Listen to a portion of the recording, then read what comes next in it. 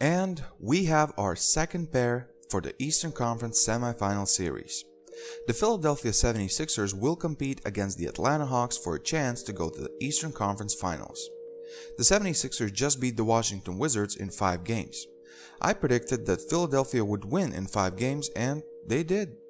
Really though, the series wasn't that close. There was a battle in the first game, but in games 2 and 3, Philadelphia won by an average margin of 27 points. Washington won 1 game at home, but that's it. Tonight, they once again lost by 17 points and Philadelphia advanced to the next round. Tobias Harris was awesome in this series. He averaged a double-double with 25 and 10 and good shooting splits. Until injury, Joel Embiid was great as well. Ben Simmons was his all-around self, except for shooting of course, and Danny Green has rediscovered his magic from the 3. In the closeout game, Seth Curry exploded for 30 points. Actually, a lot of 76ers contributed to this win. Joel Embiid's injury is something we'll have to monitor. He has a small meniscus tear. I'm sure he will play, but how effective he will be, that's unknown. With a 129-point effort tonight, the Philadelphia 76ers actually have the best offense in the first round of the playoffs. As a team, they've converted more than 51% of their field goals and 38% of their threes. Defensively, they're in the middle of the pack, allowing 110 points per game in the first round. As for Atlanta, first of all, let me say that I'm very disappointed in the Knicks. Not just because I predicted the Knicks to move on to the next round in 7 games, but just their overall effort. Derrick Rose, a guy with such an injury history and already 32 years old, was your best and pretty much only good player in the series. Julius Randle went from the most improved to the most disappointing player these playoffs. He averaged like 17 and 11 on awful shooting splits. The Knicks just didn't show up. Atlanta took the series in 5 games. Trae Young was awesome. In his first ever playoff series, he averaged almost 30 points and 10 assists per game. 3 more Hawks players averaged double-digit points, and Clint Capella was excellent on the boards, averaging 12.5 a game. New York's top 3 defense from the regular season held the Hawks to 104 points per game, which ranks in the bottom from all the playoff teams. On the contrary though, Hawks defense held the Knicks to just 96.2 points per game, which is the best result. And they held the Knicks to a sub 40% field goal percentage and barely over 30% from the deep. But okay, that's the first round. What happened in the regular season? Both teams met 3 times, with Philadelphia winning 2 of those games. All 3 games were blowouts, so I don't know how much of those games you can take into this series.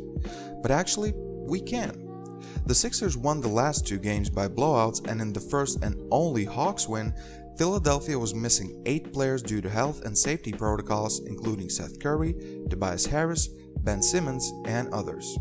So on a fair and a healthy playing field, do the Hawks actually stand a chance against the Sixers?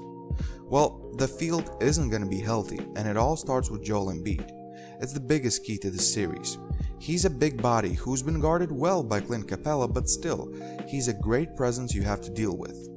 Embiid is Philadelphia's best player, and he will be necessary in this series. Right now, Embiid is considered day-to-day, but it remains to be seen how well he can play even if he does suit up. 3-point shooting. The Hawks have a bunch of shooters, and overall they're a high-volume 3-point shooting team. They haven't really hit on them just yet, but if they catch the perfect timing and start to hit them threes in this series, it's gonna get tough for the Sixers. Philadelphia, on the other hand, doesn't rely so much on 3-pointers, and we know Ben Simmons ain't even attempting them, so Seth Curry in this series has to be a very important piece of the puzzle. As one of the best, if not the best shooter on the Sixers, he'll have to have some more performances like he had in Game 5 against the Knicks.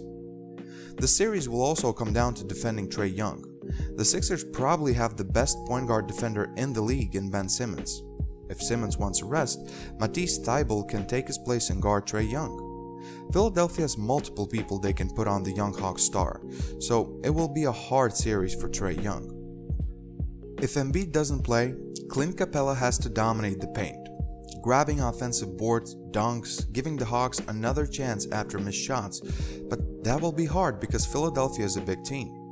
The Hawks role players will have to step up. Bogdan Bogdanovic and Danilo Gallinari have to be better from the 3. Both players hit more than 40% of their threes during the regular season, but in the first round against the Knicks, that percentage dipped into low 30s. You could contribute some of that to the Knicks defense, but it doesn't get much easier against Philadelphia. They had a top 6 defense as well. Maybe Lou Williams can show up? He was good in spurts, but in 10 minutes per game, he won't have the impact necessary to lift the Hawks over the Sixers. Philadelphia has more experienced players, a better coach in my opinion, but strictly talent-wise, Hawks might have the edge. It's just so hard for the Hawks in my opinion because their best player can easily be guarded by 2 of the best defenders in the league. Hawks on the other hand don't have as many quality defenders. The Hawks train is rolling and I really like this young team, but this year, with a new coach in Doc Rivers, with a real system in place and the sour taste from last year's loss, I think Philadelphia gets the series in 6 games. Again, a lot of this is on Embiid's health. If he can't go or is severely limited, it could be a different series, but man, I don't know, Philadelphia really looks good, and home court advantage plays a big role here. As we know, Philadelphia pretty much never loses at home. Hawks are maybe just a year too young yet. Philadelphia has to advance, so my pick, Sixers take the series in 6 games. What is your prediction for the series, guys? Who do you see advancing to the Eastern Conference Finals? Who will be the best player in the series? Who will disappoint? Please leave your prediction down below. As always, don't forget to like, share, and subscribe. Thanks for watching. This is Purple Prince, and I'm out.